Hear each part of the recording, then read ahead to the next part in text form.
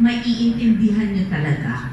Kasi it affects your balance, it affects your emotions, it affects pati yung sleep mo, and yung hirap na hirap ako talaga dun sa gamot na yun. So, yung sinabi kong yun, it was a bad day in particular because I was in my happy place, my favorite place in the world already, and yet, malungkot ako, and I knew, kasi hirap pa rin ako kumain.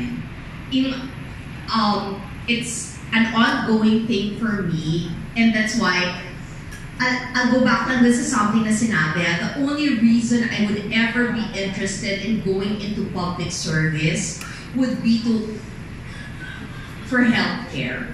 Kasi sa Japan, nalaman ko na meron silang law na kung mababaon na sa utang yung pamilya, sasaluhin na ng gobyerno. And so many instances, nakita ko yon dito sa Pilipinas with people working for me, na kung hindi ko sila sinalo, naubos na lahat ng pension ng mga magulang, naubos na lahat ng naitabi ng pamilya. So, kung wala silang boss na tumulong sa kanila, naubos na sila. Nasanla na lahat.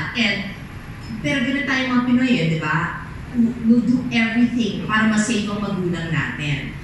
And sa Japan, yes, mataas ang taxes na binabayaran nila, pero when it comes to healthcare, portion niya nagagaling doon sa insurance na binabayaran mo, pero tinutumbasan niya ng kumpanya where you work for. Iba yung insurance na binabayaran if you work for the government, but they do have that law na, to put it simply, kung mawawala na ang lahat sa'yo just because of paying for hospital bills, sasaluhin nila.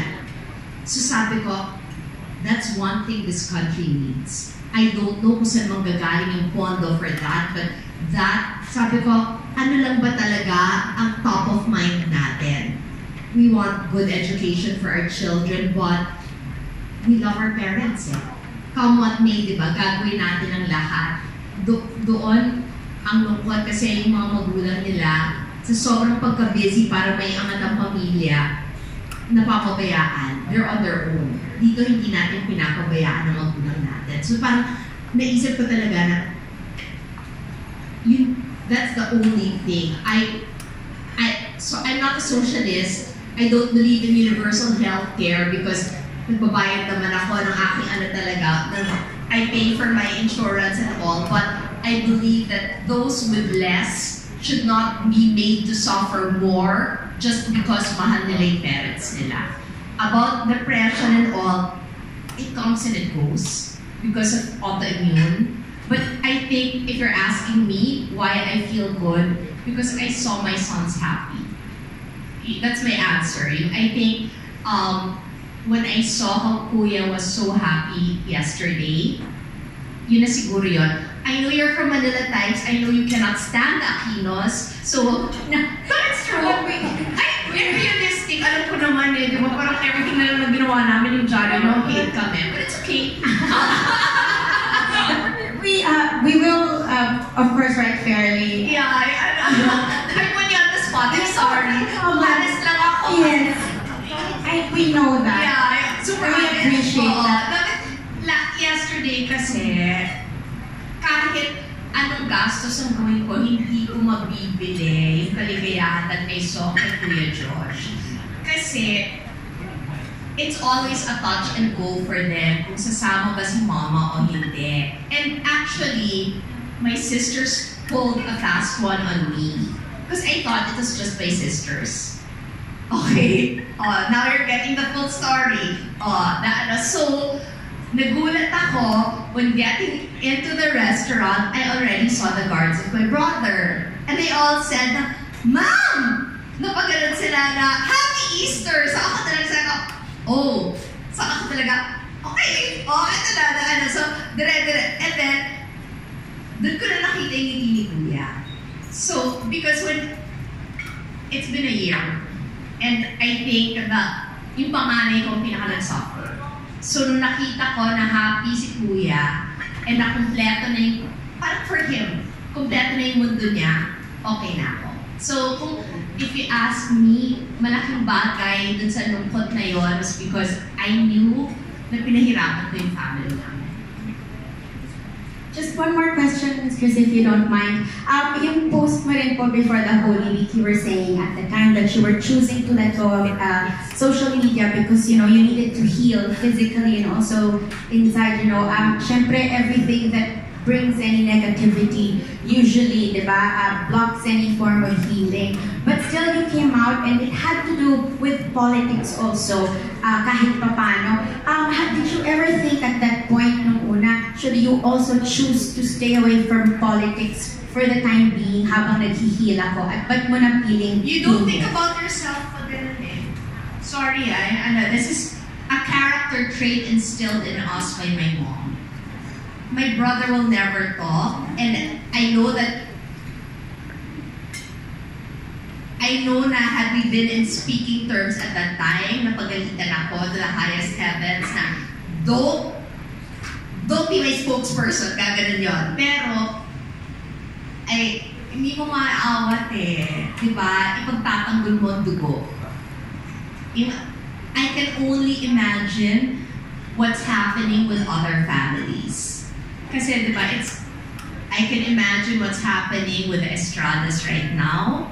I can imagine what's happening with the B-Nice right now.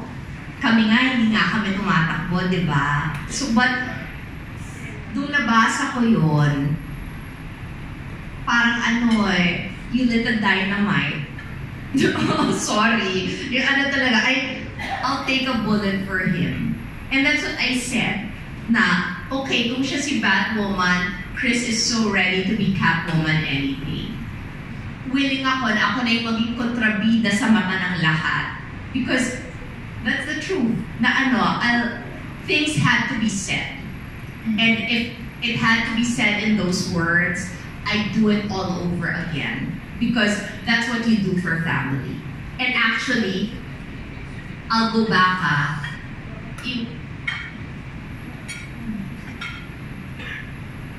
aminin naman na natin na ang Pilipinas is not about parties. It's about personalities. Ang nananalo dito, hindi dahil itong partido niya, hindi dahil ito yung kulay niya, nananalo based on the cult of personality. And it's either you have that charisma or you don't have it. And yung talaga, may mga tao born to serve and born to be. I think it's safe to say na si Bam belongs in that category na they're the worker bees. The ones who keep government running. Because not everybody will make it to the top spot. Because sinabi ko rin, it's a matter of destiny. Pero yung kailangan natin ng mga ganito, and I so strongly disagree dun sa sinasabi na credit grabber. Kasi, how can somebody like Bam be a credit grabber hindi nga nabibigyan ng panahon at pagkakataon? And ilan lang ba ang social media followers niya for him to be grabbing the credit? And sa totoo lang naman na nag-organize nito at nagbayad nito ako. So alam na natin wala silang budget. And I guess you have to report that, right? Oo, nandun yun. Naloka kayong lahat.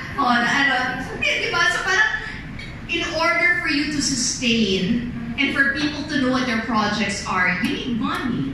You need that, you need that presence. But for that presence to be maintained, magkano yun? And I don't think they were doing that, right, Timmy? So, yun lang sabihin ko na he's a team player. And he knows how. Diba? Kasi the fact na marami siyang nakasundo in the Senate, obviously, first day ko sa Senate, nilalaso na nila ako. Hi, good afternoon, Ms. Grace. I'm Fer Mendoza from Empire Communications. My question is, do you have any plans of going back to TV soon? They don't want me. Really? Yeah! You know,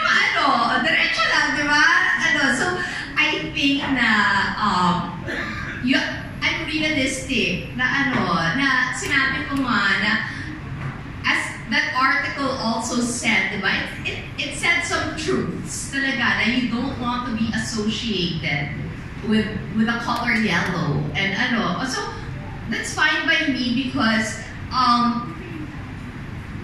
meron namang ano, bawal kasi magsalita kasi pumirma ng NDA. Sabi ko nga na ano, sinabi ng mga kapatid ko, kung gusto mo mag-obey si Chris, make sure, papirmahin mo ng NDA. What? Totoo, sabi, Bring in the lawyers. yeah, bring in the lawyers. O, so yung NDA, pag pumirma ng NDA, or sinabi ng doktor, ito yung gagawin, dun lang daw mag-obey. But there is something coming from, well, a company worth siguro, based on revenue kasi basing it on 2017 revenue of each of the networks versus this company, a company that has more than 10 times the revenue of each of the two networks, meron silang malaking inihahanda na excited akong gawin, pero hindi ko magagawa until makapasa ko doon sa, because they also need to be insured. Because kung hindi ko ma-complete dahil naglabas sila ng malaking pera for the project, then the insurance company has to sign off on that. Very Hollywood na ngayon. So kailangan makapasa ko nung physical because it does require a certain level of physicality. So, pag pumunta sa, and again, it has to be done in Singapore because baka dito, so for them to sign me up for that. Okay. So, in June, pag ginawa yung test na yun at makapasa, then it's something I'm very excited about because it's something that on first reading pa lang, sinabi ko, this is it. Yung parang sinabi ko na ang tagal kong hinintay kung ano yung tama at ano yung bagay. At ito pa rin yun. So, it's fingers crossed. And despite all the gulo, because all these talks with them started November. Hindi sila umatras. Kaya sabi ko, sure kayo sa akin. Sinabi nila na, oh, yes, it's still all systems go and as soon as you get that medical clearance, you can shoot in June. So I'm praying. We'll look forward to that. Sorry, one last question. What is the confidence level that Senator Tama will win?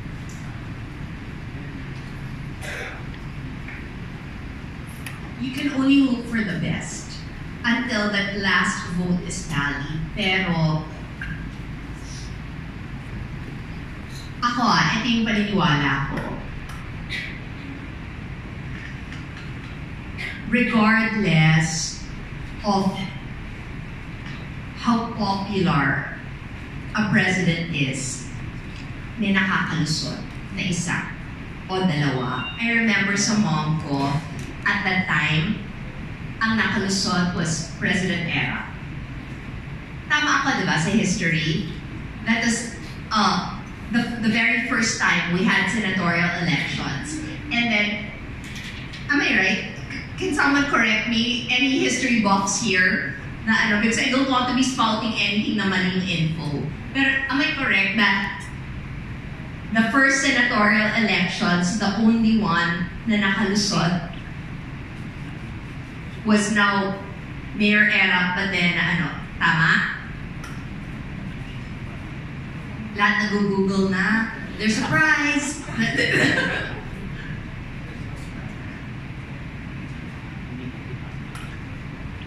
Yes, no, maybe. Tagal.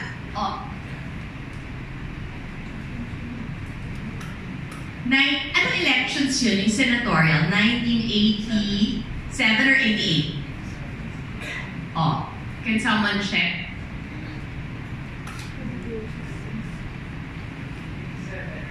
87? So am I correct?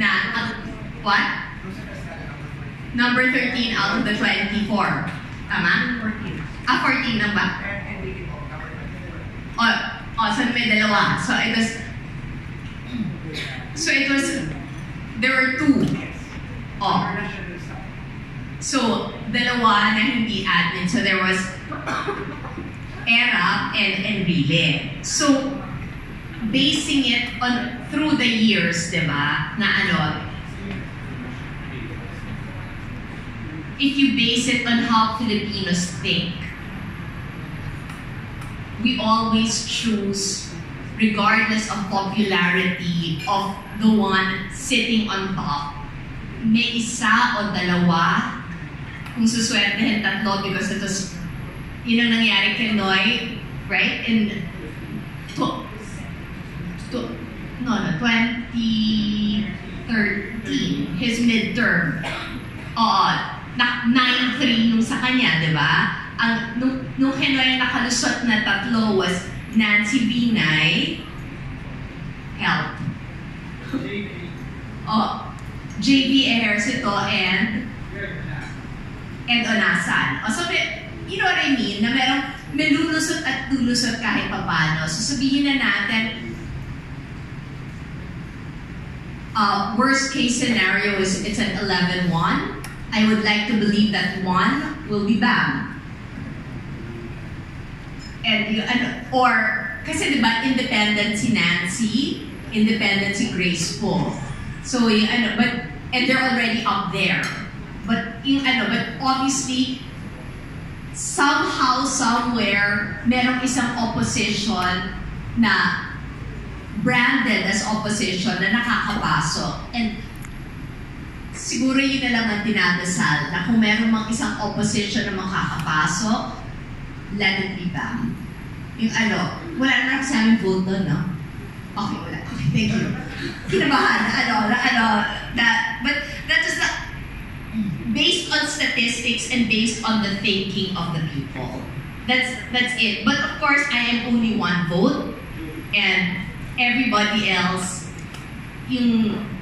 will decide on their own. And I don't want to decide for them.